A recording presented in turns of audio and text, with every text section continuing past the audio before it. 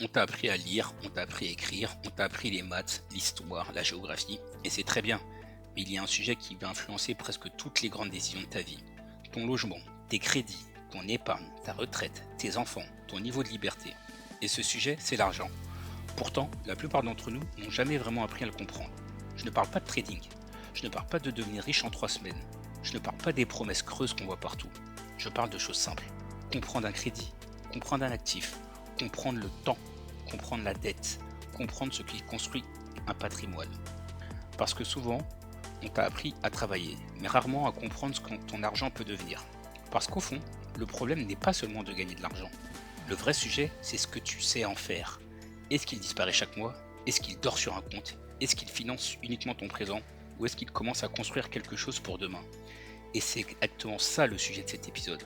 Pourquoi personne ne t'a appris ça sur l'argent? Pas pour se plaindre, pas pour dire que l'école ne sert à rien, mais pour comprendre ce qu'on aurait dû apprendre tous plus tôt. Moi, je viens d'un environnement où l'argent n'était vraiment pas enseigné. Pas forcément tabou, pas forcément dramatique. Simplement, on n'en parlait pas comme d'un outil. À la maison, la trajectoire était assez claire. Il fallait tenir, faire les choses sérieusement, aller à l'école, avoir le bac, trouver un travail, avoir un CDI. Et franchement, quand tu viens d'un environnement où personne ne t'a vraiment transmis les codes financiers, ce programme-là devient énorme. Quand personne ne t'a transmis ces codes, tu avances avec une règle très simple. Travaille, sois sérieux, ne fais pas de vagues, paie tes factures et évite les problèmes. Et c'est pas ridicule. Pour beaucoup de familles, avoir un CDI, PCI, ses charges, ne pas être à découvert et pouvoir souffler un peu, c'est déjà une vraie victoire. Mais le problème, c'est que cette victoire peut aussi devenir un plafond. Parce qu'elle t'apprend à sécuriser ton présent, pas forcément construire ton avenir. Pendant longtemps, j'ai donc pensé que c'était ça la règle du jeu. Travailler, être payé, faire attention et recommencer. Et puis avec le temps, avec mon parcours, ce que j'ai vu dans la banque, dans les financements, dans les entreprises, dans le patrimoine, j'ai compris une chose. Le revenu ne suffit pas. Il y a des gens qui gagnent très bien leur vie et qui ne construisent presque rien. Et il y a des gens avec des revenus plus modestes qui avancent doucement mais sûrement. La différence n'est pas toujours le salaire. On nous a vendu une idée simple. Si tu veux être à l'aise, gagne plus. Et ouais, évidemment, gagner plus. Ça aide beaucoup. Personne ne va dire le contraire. Mais gagner plus ne règle pas tout. Imagine quelqu'un qui gagne bien sa vie. Chaque mois, le salaire tombe. Sur le papier, tout va bien. Il a un poste correct, il travaille beaucoup, il assume ses responsabilités, il ne fait pas n'importe quoi. Mais derrière, il y a le crédit de la résidence principale, la voiture, les charges, les vacances, les enfants, tous les imprévus, le train de vie qui monte au même rythme que les revenus. Et à la fin, quand tu regardes vraiment ce qui se construit, il reste parfois très peu. Un livret A, une assurance vie ouverte un jour sans vraie stratégie, un PER mis en place parce que l'entreprise le proposait, et puis c'est tout. Ce n'est pas une question d'intelligence, ce n'est pas une question de sérieux. C'est juste que le quotidien absorbe tout. Et quand personne ne t'a appris à organiser ton argent, même un bon salaire peut devenir seulement un carburant de consommation. Tu gagnes mieux, mais tu ne construis pas forcément. C'est là que beaucoup de personnes se font piéger. Elles pensent avoir sécurisé leur situation parce que le revenu est là. Mais en réalité, elles n'ont pas forcément construit de marge de manœuvre, pas de stratégie, pas de trajectoire, pas un vrai plan patrimonial. Juste un bon salaire qui tient tout le système. Ce que personne ne t'explique assez tôt, c'est la différence entre gagner de l'argent et construire des actifs. Un actif, c'est quelque chose qui peut travailler pour toi. Un bien immobilier loué, un portefeuille investi, des parts d'entreprise, un outil de travail, un placement structuré intelligemment. A l'inverse, un passif, c'est quelque chose qui sort de l'argent de ta poche sans rien construire derrière. Et le problème, c'est qu'on confond souvent les deux.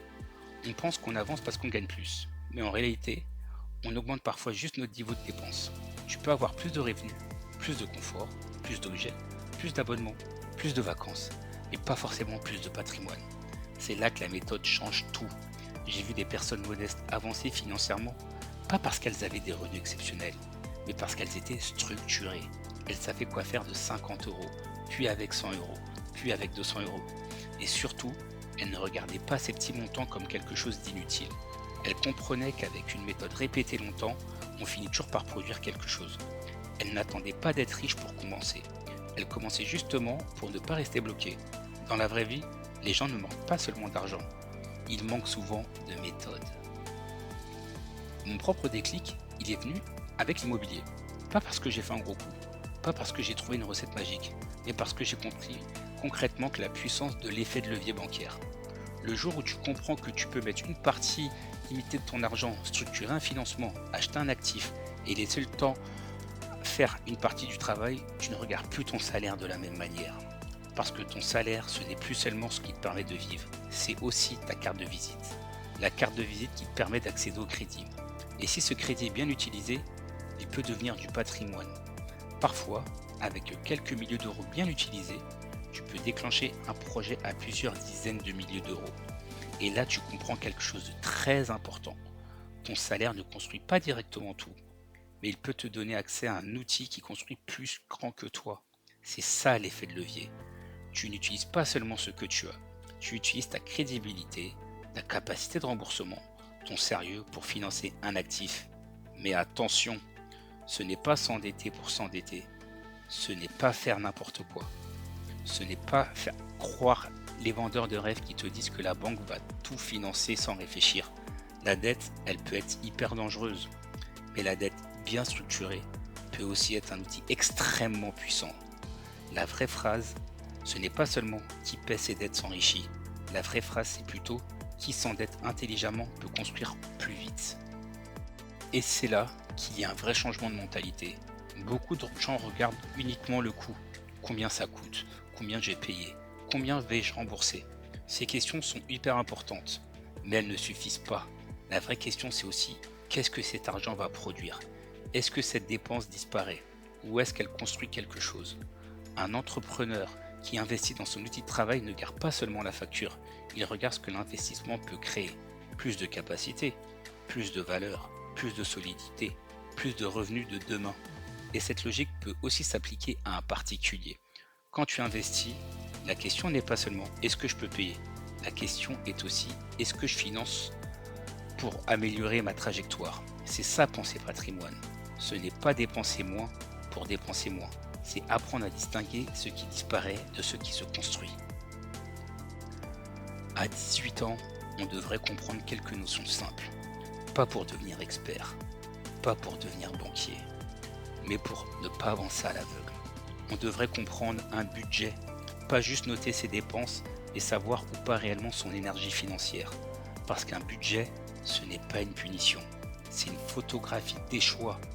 On devrait comprendre un actif, pas un mot compliqué, mais comme quelque chose qui peut continuer à produire quand toi, tu dors, tu travailles ou tu t'occupes de ta famille.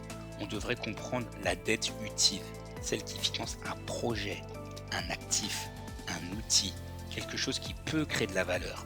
Et on devrait comprendre la dette dangereuse, celle qui sert uniquement à consommer plus vite ce qu'on gagne. On devrait comprendre le temps long, parce que 10 ans peuvent paraître loin, mais 10 ans passent très vite quand tu n'as rien commencé. On devrait comprendre l'investissement, pas comme un pari, mais comme une organisation progressive de ton avenir. Et on devrait comprendre la fiscalité, parce qu'un bon investissement mal structuré peut devenir beaucoup moins intéressant que prévu. Ces notions ne sont pas réservées à une élite, elles devraient même faire partie du minimum vital financier. Parce que tu peux faire des bons choix avec peu, et tu peux faire de très mauvais choix avec beaucoup. Le vrai sujet, ce n'est donc pas seulement combien tu gagnes, c'est ce que tu comprends, ce que tu organises et ce que tu répètes dans le temps. Ce que personne ne t'a vraiment appris sur l'argent, ce n'est pas une technique secrète, ce n'est pas une astuce cachée, c'est une grille de lecture. Ton salaire est important, mais ce n'est pas suffisant. Ton salaire te permet de vivre, mais bien utilisé, il peut aussi te permettre de construire. Le crédit, oui, il peut être dangereux, mais bien utilisé, il peut devenir un levier. Le temps peut passer contre toi, mais si tu commences tôt, il peut travailler pour toi. Et le patrimoine, ce n'est pas réservé à ceux qui sont déjà riches. C'est souvent ça le résultat d'une méthode répétée pendant longtemps. Hors classe existe pour ça, pour transmettre des codes que beaucoup n'ont jamais reçus, sans baratin, sans promesses creuses, sans posture. Juste comprendre, investir et avancer. Parce que le problème, ce n'est pas seulement de gagner plus. Le problème, c'est de construire quelque chose. Et ça, personne ne devrait avoir à l'apprendre seul.